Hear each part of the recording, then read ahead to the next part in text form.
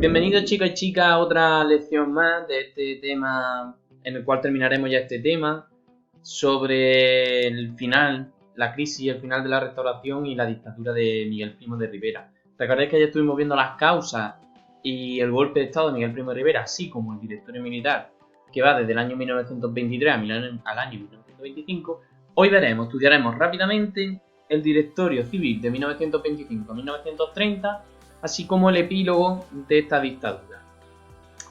Este directorio civil, como ya os dije, se caracteriza por carecer de miembros militares en el gobierno, ¿de acuerdo?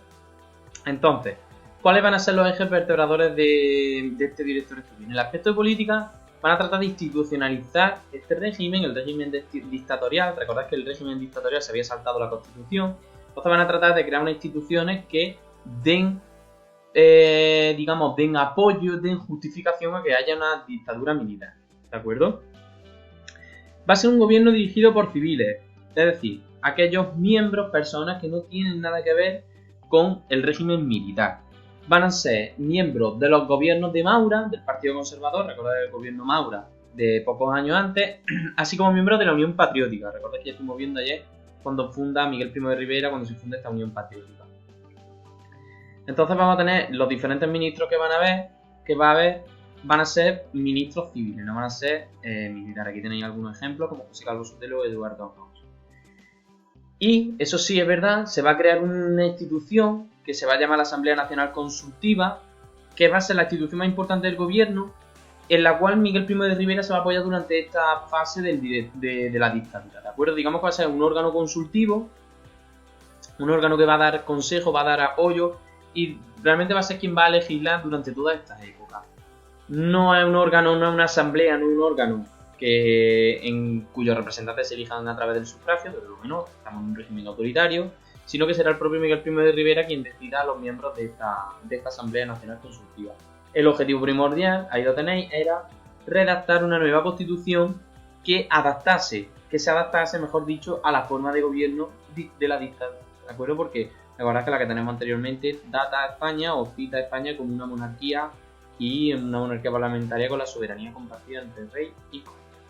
Entonces, el objetivo era eso, institucionalizar la dictadura, darle visión o darle una imagen, mejor dicho, de régimen constitucional.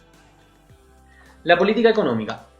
Esto lo vais a tener que estudiar vosotros, ¿de acuerdo? Voy a poner, aquí tenéis un vídeo. De todas formas, el vídeo lo voy a poner por aquí, sobre la intervención que el Estado hace en la economía. El Estado se va a volver muy paternalista, va a invertir en obra pública sobre todo, con dos fines, con el fin de reducir el desempleo y con aumentar y con modernizar el país, ¿de acuerdo? Entonces, con ese vídeo tenéis que resumir, que va a ser una de las dos tareas que tenéis que hacer hoy, resumir las principales medidas económicas que se toman a cabo dentro de la intervención de Estado en este directorio civil.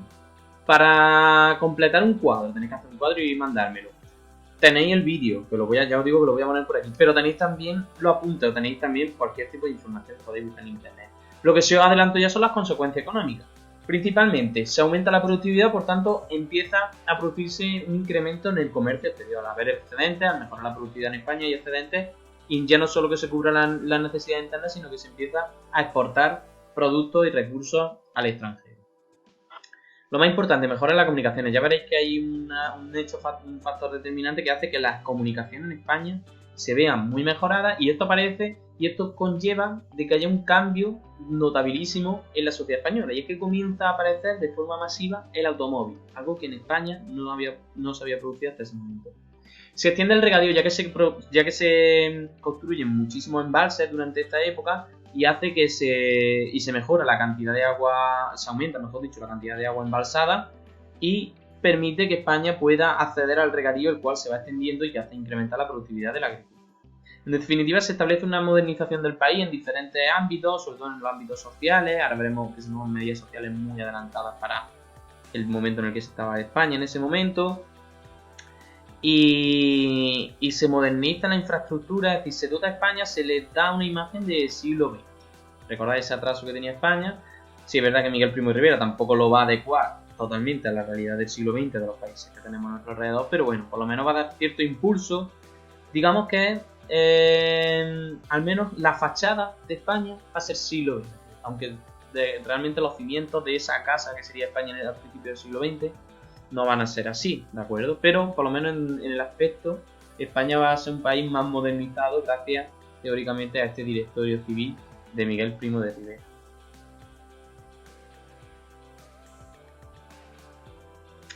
En el aspecto de política social va a destacar este hombre que vaya aquí, Eduardo Aunós, ministro de Trabajo, que va a dotar o va a llevar a cabo una serie de medidas que podríamos tildar incluso de progresistas en un primer momento, ¿de acuerdo? O incluso proteccionistas con el trabajador. Fijaos que regula las condiciones de migración, establece un seguro maternal, es decir, aquellas mujeres que tengan que darse de baja porque van a ser madres, van a disponer de ciertos beneficios en su trabajo, no van a ser despedidas sin compensación alguna, y se van a eliminar ciertos abusos que había sobre la mujer en el ámbito laboral.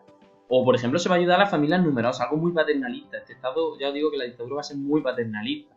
Se va a ayudar a las familias numerosas a través de ventajas fiscales, tal y como ocurre por ejemplo, hoy en día en España. Pero sí es verdad que va a haber una medida que no va a sentar nada bien a los principales sindicatos y por tanto, y por ende, al movimiento obrero, que va a ser esta, la creación de la Organización Corporativa del Trabajo. Esto es una medida plenamente fascista, en la cual se crea un sindicato, digamos, una agrupación en la que están agrupados tanto patronal como trabajadores, es decir, tanto los jefes, tanto los empresarios como los trabajadores, para solventar los conflictos laborales y llegar a ciertos acuerdos, siempre con una mayor representatividad de los patronos respecto a los trabajadores. Por tanto, los acuerdos no van a existir como tales, es decir, cada vez que haya un conflicto laboral siempre va a ser la patronal la que va a salir ganando. Y esto, que al principio hace que sobre todo el socialismo, el movimiento obrero, pero la parte del socialismo apoye la dictadura de Primo de Rivera, esto va a hacer que la abandonen totalmente, porque están viendo que con la dictadura las condiciones laborales de los trabajadores van a empeorar, de hecho, ¿de acuerdo? Y es que con esta postura en el socialismo hay dos posturas totalmente no antagónicas, pero sí diferentes. Por un lado teníamos la postura mayoritaria, que era la de tomar la vía del sindicalismo, y ahí destacaríamos su líder, Largo Caballero, que luego formará parte de los gobiernos de la Segunda República, o la de instaurar un partido político fuerte, que luego, en este momento no va a ser la más potente, pero sí luego después, pocos años después, encabezada por Indalecio Prieto y Fernando de los Ríos. Ambos van a participar de los gobiernos de la Segunda República, ¿de acuerdo?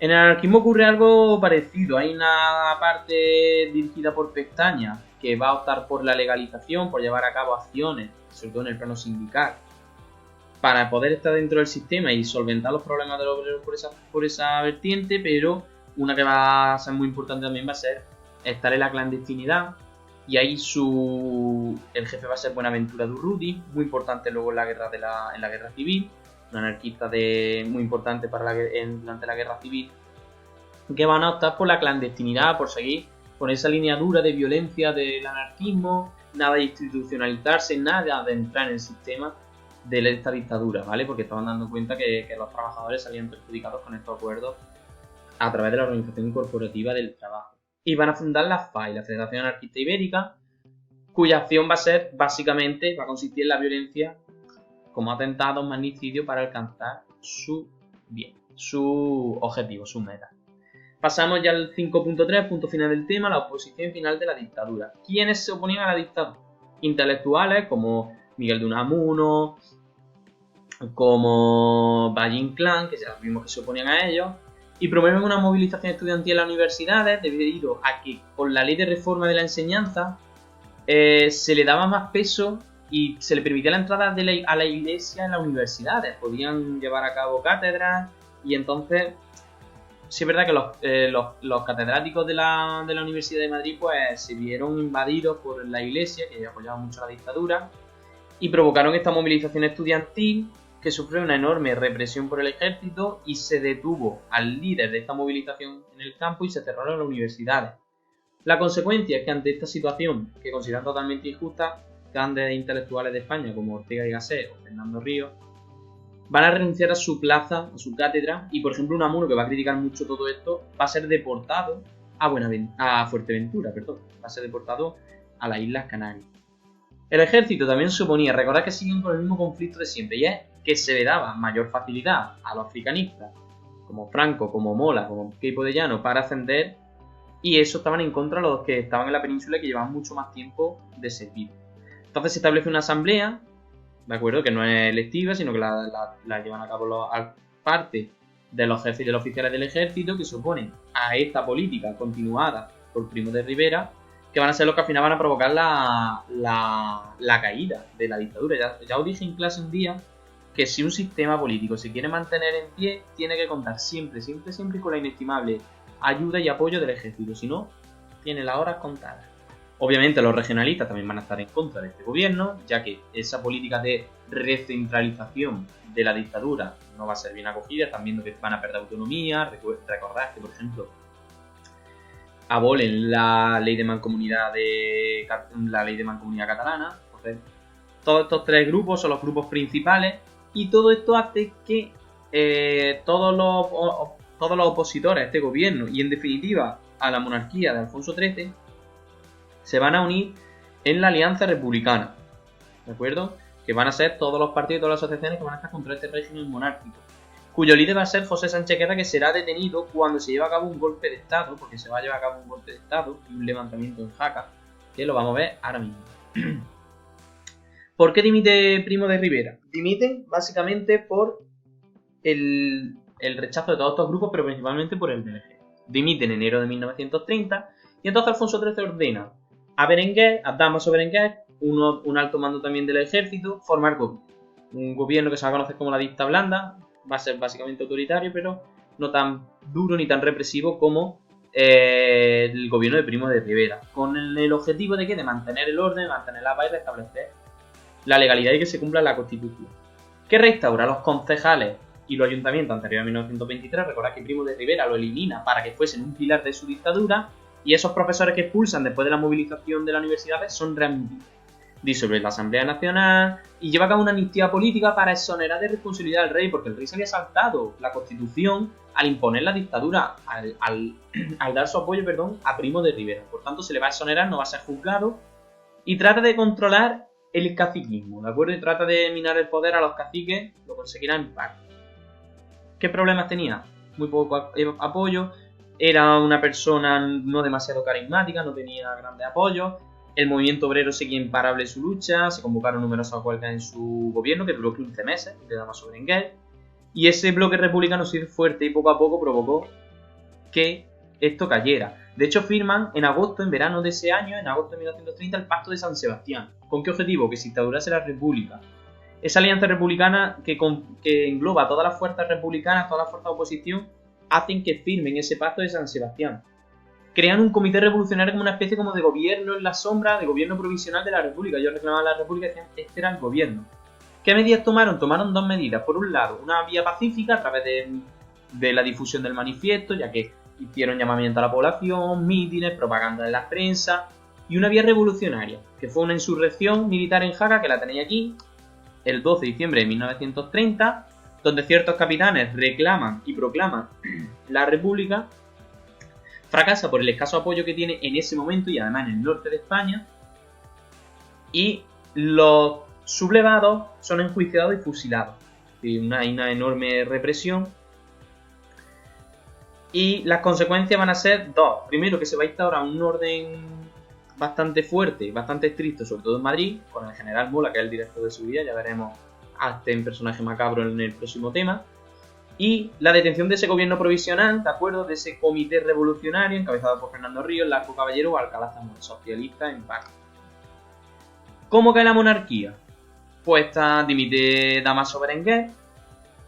Se lleva a cabo un breve gobierno de Juan Bautista Aznar, que no tiene tampoco gran recorrido.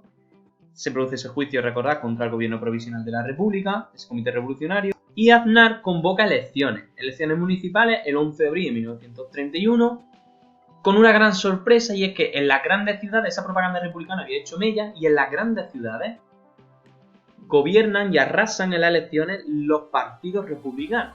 Pero grandes triunfos. Lo que hace, el rey se da cuenta de que ya la república está aquí, porque al ganar los partidos republicanos no tiene ya mucho que hacer, y abandona esto. Y el 14 de abril, es decir, 3 días después de esas elecciones, se proclama la Segunda República. esto es todo. En definitiva, esto ha sido todo. Con esto prácticamente hemos terminado. Bueno, el tema lo hemos terminado, ¿de acuerdo? Aquí podéis ver una imagen de la huida de Alfonso XIII tras proclamarse la Segunda República. Y ya sabéis que tenéis que hacer 2 actividades. Una, las medidas económicas introducidas por el Directorio Civil. Y otra tiene que ver con esta práctica de que es un texto de José Ortega y Gasset, conocido como el error Berenguer, y nos habla sobre ese gobierno de Berenguer, esa lista blanda de 15 meses, ¿de acuerdo? Tenéis que hacer un comentario, tenéis hasta el lunes para hacerlo. Os subiré, no tardaré mucho en subiros las preguntas cortas que las tendréis que hacer, ¿de acuerdo? Pero ya diré cuándo. Y ya está, esto es todo. Tenéis esto por hacer, además de las preguntas del vídeo, que os lo pondré, relacionadas con la medida económica introducida por el directorio. Esto es todo. Ante cualquier duda tenéis Classroom. Muchas gracias por vuestra atención. Nos vemos pronto.